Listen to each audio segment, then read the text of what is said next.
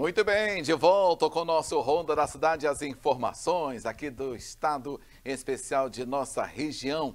Gente amiga, vamos viajar, vamos lembrar, hein? Olha o Pocar de Prêmios, para você que está ligado aqui no Ronda, preste atenção, próxima edição do Pocar de Prêmios.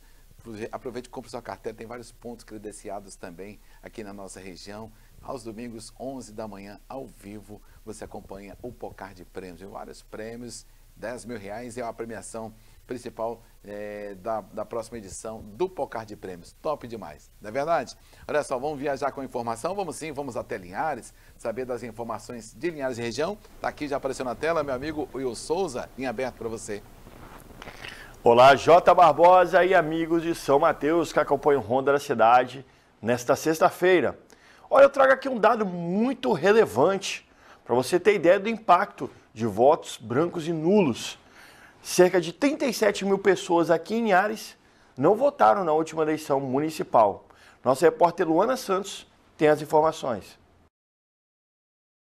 A gente volta a falar sobre as eleições que já acontecem neste domingo, dessa vez trazendo um dado muito importante aqui na região de Linhares. No pleito de 2020, cerca de 37 mil pessoas não participaram da escolha de prefeito e vice-prefeito. Esse número inclui as abstenções e os votos brancos e nulos. Desta vez, algumas pessoas ainda estão na dúvida se vão às urnas votar para escolher os representantes municipais. Outras pessoas dizem que vão manter o voto branco ou nulo. Mas é aí que surge uma dúvida, como é que isso funciona? Por isso eu conversei com um especialista que vai trazer mais detalhes sobre isso agora. A dinâmica dos votos brancos e nulos, ela vale muito mais para o eleitor do que para as eleições. O eleitor, quando ele vota branco, ele manifesta o voto dele dizendo que tanto faz o candidato que vencer e por causa disso ele está retirando o voto dele do cômputo geral e acaba isso beneficiando o candidato que está muito na frente, porque se você diminui a quantidade de votos, você aumenta o percentual. O voto nulo, ele é mais um voto de protesto.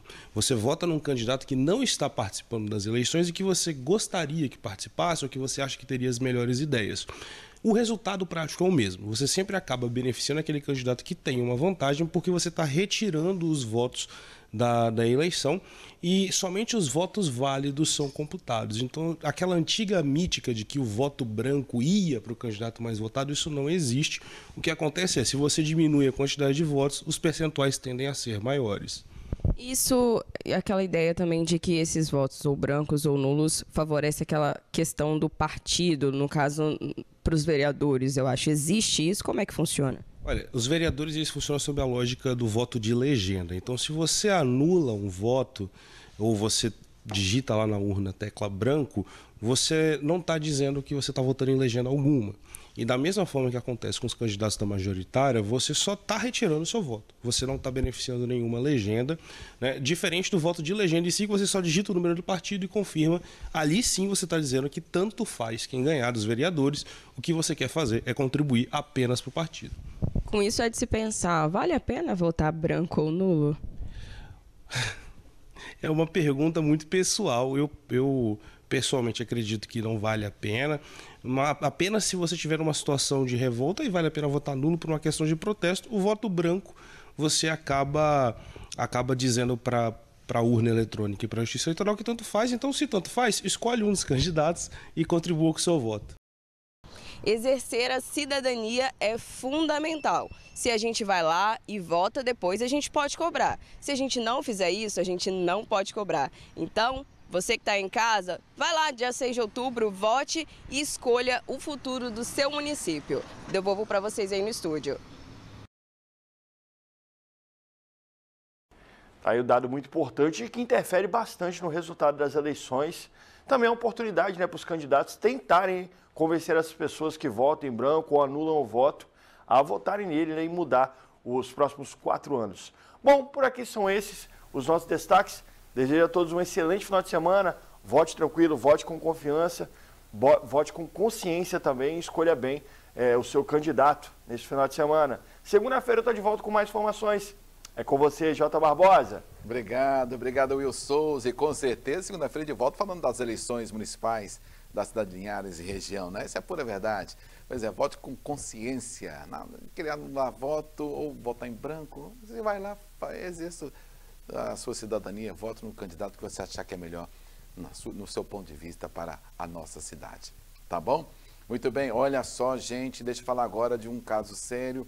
A polícia investiga o assassinato de um motorista de aplicativo lá em Colatina. As informações é com a nossa correspondente de Colatina e região, Elisângela Ramos.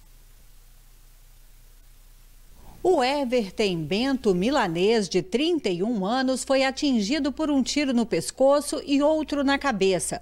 Foi socorrido ainda com vida, mas morreu no hospital. Em princípio, o veículo chegou ao local do crime e 3 indivíduos que chegaram ao local a pé encontraram com essa vítima e efetuaram os disparos contra ela. A vítima inicialmente conseguiu sair do veículo, andar um certo espaço, mas depois acabou caindo, foi socorrida e morreu no hospital algumas horas depois. Segundo o boletim da polícia, o Everton foi atingido dentro do próprio carro. Ainda conseguiu dirigir por alguns metros, mas perdeu o controle do veículo e bateu em uma árvore. Quando saiu do carro, correu e caiu em uma calçada perto de um bar. Testemunhas disseram ainda que, após ouvirem vários disparos, os 3 suspeitos fugiram a pé em direção ao Colégio Caique.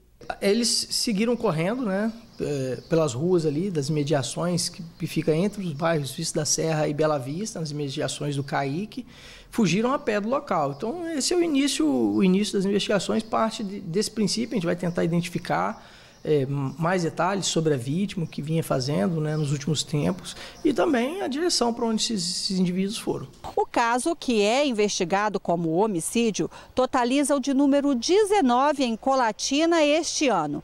E segundo a Polícia Civil, o Everton Bento Milanês já tinha passagens pelo sistema prisional por tráfico de drogas. O Everton Milanês, né, já era um indivíduo que era conhecido da gente, já tinha respondido algumas vezes por crime de tráfico de drogas, já esteve preso algumas vezes, mas aparentemente nos últimos tempos estava trabalhando como motorista de aplicativo, né? Ele chegou no veículo, chegou no local nesse veículo, né, um HB20, e aí foi surpreendido por esses indivíduos. Em princípio, crime de homicídio, né? Assim, emboscada, muito provavelmente, talvez esses indivíduos atraíram a vítima até aquele local ou encontraram a vítima, esperavam que a vítima fosse estar naquele local, naquele momento exato, e aí acabaram assassinando. Além dos tiros que acabaram ocasionando a morte de Everton, o veículo HB20 que ele dirigia também foi atingido por um disparo no vidro traseiro esquerdo. Nada de ilegal foi encontrado dentro do carro. A polícia realizou buscas em região de mata e bairros próximos, mas até o momento ninguém foi preso. E você pode contribuir com essa informação junto à polícia do Estado do Espírito Santo, tanto Polícia Militar quanto Polícia Civil. 181 é o Disque Denúncia. Se você souber de alguma coisa, você pode denunciar, não precisa se identificar. Eu sempre falo isso aqui no Ronda, vou continuar sempre falando para combater o crime. Principalmente os elementos têm que ser identificados e presos, né? Serem entregues à justiça, porque a justiça toma as providências cabíveis. A bem da verdade é essa, mas um jovem teve a sua vida ceifada precocemente, né, lá em Colatina. Infelizmente, gente, tem uma manifestação no moradores do bairro Aroeira, em São Mateus, revoltados com a falta de água em suas residências há dias. O trabalho de abastecimento no município de São Mateus está sendo realizado por caminhões-pipa há vários dias também. É um momento de muita tristeza, um momento de muita revolta por parte de alguns moradores do município de São Mateus com relação a esta falta de água. Inclusive, há 8 anos atrás foi um sofrimento terrível por parte dos moradores, com a água salinizada nas torneiras, água salgada literalmente nas torneiras. O problema, a natureza conseguiu sanar, não salinizou mais o Rio Cricaré. Agora, nesse reta final de mandato também, nesse ano de 2024, o problema voltou novamente.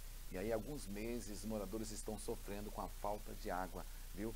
e alguns moradores fazem protesto, fazendo um protesto, já registramos aqui protesto em vários bairros, interditando ruas e avenidas, pedindo a providência por parte do poder público. Daqui a pouco a gente fala mais sobre isso, aqui no nosso Ronda da Cidade, porque a gente vai de intervalo comercial, já já a gente volta.